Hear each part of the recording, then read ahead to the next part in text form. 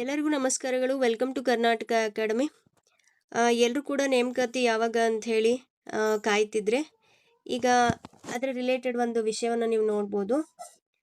ಕರ್ನಾಟಕ ಸರ್ಕಾರದ ನಡವಳಿಗಳು ಅಂತ ಹೇಳಿ ನೀವು ನೋಡ್ತಾ ಇದ್ದೀರಿ. ವಿಷಯ ಬಂದ್ಬಿಟ್ಟು ರಾಜ್ಯ ಸರ್ಕಾರದ ವಿವಿಧ ಇಲಾಖೆಗಳಲ್ಲಿ ಖಾಲಿ ಹುದ್ದೆಗಳ ನೇಮಕಾತಿ ಪ್ರಕ್ರಿಯೆಯನ್ನು ತ್ವರಿತಗತಿಯಲ್ಲಿ ಅಂದ್ರೆ ಕ್ವಿಕ್ ಆಗಿ ಪೂರ್ಣಗೊಳಿಸ್ತಕ್ಕಂಥದ್ದು.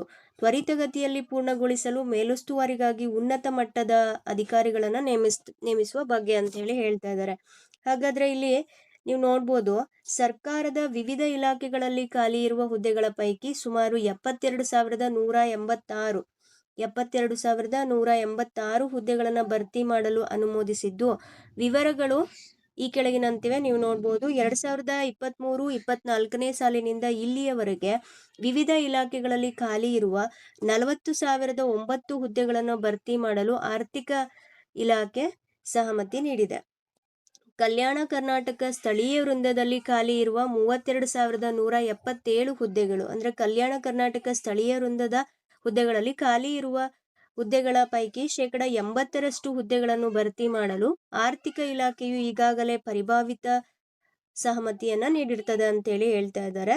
ಈ ಹುದ್ದೆಗಳ ನೇಮಕಾತಿ ಪ್ರಕ್ರಿಯೆಯನ್ನ ತ್ವರಿತಗತಿಯಲ್ಲಿ ಪೂರ್ಣಗೊಳಿಸಲು ಆಯ್ಕೆ ಪ್ರಾಧಿಕಾರಗಳಿಂದ ಕ್ರಿಯಾ ಯೋಜನೆಗಳನ್ನ ಪಡೆದು ಸಚಿವ ಸಂಪುಟದ ಅನುಮೋದನೆಗೆ ಮಂಡಿಸಲಾಗಿತ್ತು. ಸಚಿವ ಸಂಪುಟವು 17 ಇಲಾಖೆಗಳಲ್ಲಿನ ನೇರ ನೇಮಕಾತಿ ಮೂಲಕ ಭರ್ತಿ ಮಾಡಬೇಕಾದ ಹುದ್ದೆಗಳನ್ನ ತ್ವರಿತಗತಿಯಲ್ಲಿ ಭರ್ತಿ ಮಾಡಲು ಮೇಲುಸ್ತುವಾರಿಗಾಗಿ ಸರ್ಕಾರದ ಅಪರ ಮುಖ್ಯ ಕಾರ್ಯದರ್ಶಿ ಹಾಗೂ ಅಭಿವೃದ್ಧಿ ಆಯುಕ್ತರು ಇವರಿಗೆ ಜವಾಬ್ದಾರಿಯನ್ನ ನೀಡಿ 34 ಇಲಾಖೆಗಳಲ್ಲಿನ ನೇರ ನೇಮಕಾತಿ ಮೂಲಕ ಭರ್ತಿ ಮಾಡಬೇಕಾದ ಹುದ್ದೆಗಳನ್ನ ತ್ವರಿತಗತಿಯಲ್ಲಿ ಭರ್ತಿ ಮಾಡುವ ಕುರಿತು ಮೇಲುಸ್ತುವಾರಿ ಮಾಡಲು ಕರ್ನಾಟಕ ಸರ್ಕಾರದ ಅಪರ ಮುಖ್ಯ ಕಾರ್ಯದರ್ಶಿ ಇವರಿಗೆ ಜವಾಬ್ದಾರಿಯನ್ನ ನೀಡಿ ನಿರ್ಣಯಿಸಿದೆ.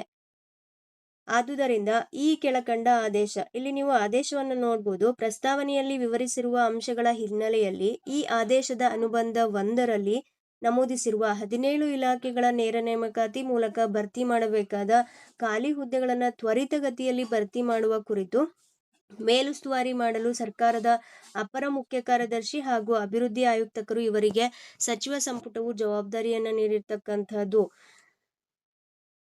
ಇದನ್ನು ನೀವು ನೋಡ್ಬೋದು. ಹಾಗೆ ಇಲ್ಲಿ ನೋಡಿ, ಇದು ನಿಮಗೆ ಇಂಪಾರ್ಟೆಂಟ್. ಮೇಲಿನ ಎಲ್ಲ ನೇರ ನೇಮಕಾತಿ ಹುದ್ದೆಗಳ ಮುಂದಿನ 2 ತಿಂಗಳುಗಳಲ್ಲಿ ನೇಮಕಾತಿ ಅಧಿಸೂಚನೆ ಹೊರಡಿಸಲು, ಮುಂದಿನ 4 ತಿಂಗಳುಗಳಲ್ಲಿ ನೇಮಕಾತಿ ಪರೀಕ್ಷೆಗಳನ್ನ ನಡೆಸಲು ಹಾಗೂ ಮುಂದಿನ 6 ತಿಂಗಳುಗಳಲ್ಲಿ ನೇಮಕಾತಿ ಪ್ರಕ್ರಿಯೆಗಳನ್ನ ಪೂರ್ಣಗೊಳಿಸಲು ನೇಮಕಾತಿ ಆದೇಶಗಳನ್ನ ಕಡ್ಡಾಯವಾಗಿ ಹೊರಡಿಸಲು ಎಲ್ಲಾ ಕ್ರಮಗಳನ್ನ ತೆಗೆದುಕೊಳ್ಳಲು ಸೂಚಿಸಿದೆ.